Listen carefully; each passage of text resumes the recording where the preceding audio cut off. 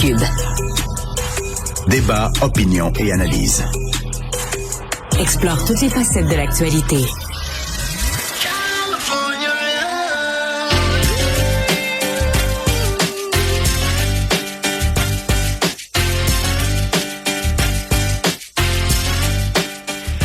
Et là, en écoutant cette musique, j'ai des souvenirs de jeunesse et pas de jeunesse. Je continue à écouter cette musique. Bien entendu, c'était California Love de Tupac Shakur, un des plus grands rappeurs de l'histoire. Mais c'est surtout en ce moment aux États-Unis, un des cold cases qui intrigue le plus, c'est le procès pour finalement peut-être savoir qui a assassiné Tupac Shakur ce soir du 13 septembre 96 à Las Vegas. Il est mort 6 jours plus tard à l'hôpital.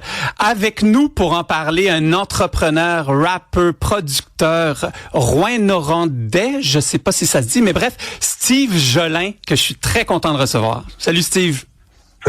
Salut, ça va? Ça va bien, toi? Écoute, je voulais parler de hip-hop. C'est clair que le nom Steve Jolin fait partie du hip-hop, fait partie de la logique. Écoute, pour ceux qui te découvrent en ce moment, t'es un rappeur anodadjé qui a décidé de fonder les disques 7e ciel il y a 22 ans, bientôt, si je me trompe pas. Et aujourd'hui... 23 déjà. 23, le numéro de Michael Jordan. Pour ceux qui ne connaissent pas les 17e ciel, écoute, c'est derrière producteur des plus grandes stars du moment, Soulja, Fouki, Corias, Loss, Manu Militari, À la Claire ensemble, bref, énormément d'artistes qui ont un talent exceptionnel et qui font briller le hip-hop québécois. Mais retournons à Tupac. Je voulais parler pour qu'on comprenne, pour que nos auditeurs comprennent bien l'influence et la portée, la grandeur qu'était ce rappeur qui est mort très jeune. On se entend, il est mort à 25 ans. Ben écoute, Tupac, ça a été c'est un rappeur iconique là, pour la culture hip-hop. C'est quelqu'un qui est arrivé très jeune dans le paysage de la musique, dans le paysage du rap.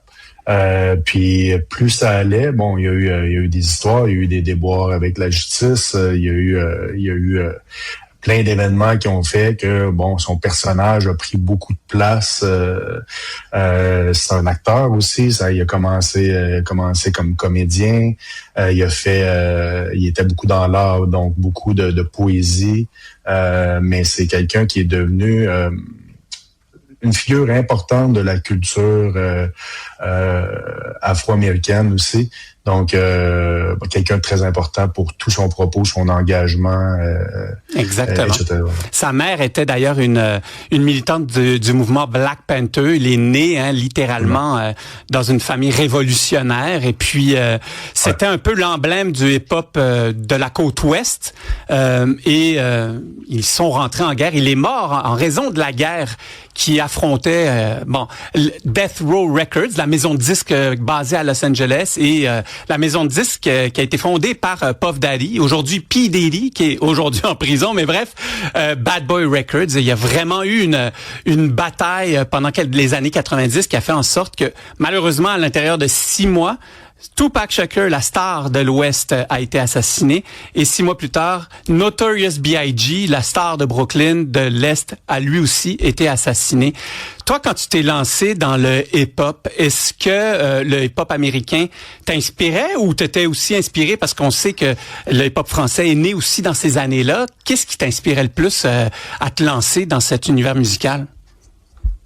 Ben, c'est sûr que j'ai commencé avec le rap américain, parce que le rap français était quasi inexistant à cette époque-là. Donc, tu sais, 89, quand j'ai vraiment eu la piqûre, on parle des débuts du rap. Il y en avait eu un petit peu avant ça, mais c'était le début de la popularisation du rap en tant que tel, avec les Public Enemy, les KRS-One. Donc là, il y avait tout un nouveau mouvement qui se faisait.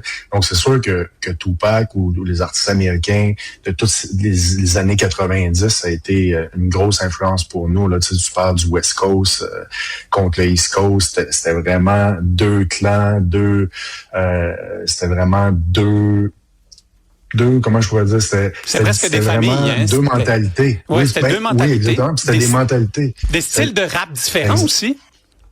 Absolument, absolument. On pouvait l'entendre, on pouvait percevoir que ça venait de l'Ouest ou de l'Est. Puis c'est un peu bizarre parce que Tupac à l'époque, lui c'est un gars de New York. Exactement. Donc, il a grandi à New York, puis il a un peu reviré sa veste, puis il est parti à l'Ouest.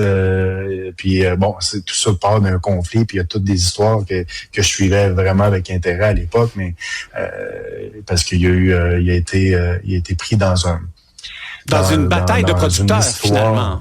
C'est une bataille de producteurs, mais un autre truc avant, il avait été au studio pour enregistrer, puis il a été victime d'une fusillade à l'époque, puis lui, il était convaincu que c'était Notorious Big puis sa gang qui était derrière ça.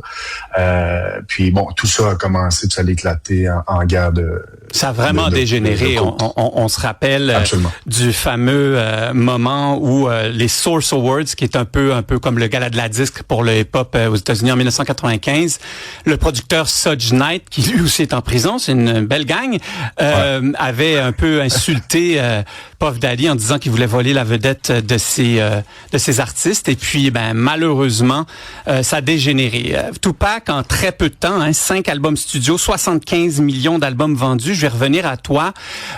En 1989, tu commences à être intéressé par le hip-hop, tu commences à écrire tes premiers textes. On se réveille 2026. Ta maison de disques remporte plusieurs prix prestigieux, dont Maison de disques de l'année. Tes artistes avec qui tu collabores remportent plusieurs prix prestigieux eux aussi et sont même reconnus comme artistes de l'année. Est-ce que tu aurais cru que le hip-hop québécois allait finalement, ça a été une longue montée, allait finalement pouvoir briller dans le grand public? J'y croyais depuis le début, sinon je pense pas que je me serais lancé dans le monde de l'industrie à fonder une maison de disques. Mais bon, ça, faut savoir que la maison de disques, je l'ai un peu fondée par accident pour m'autoproduire à l'époque en tant que rappeur.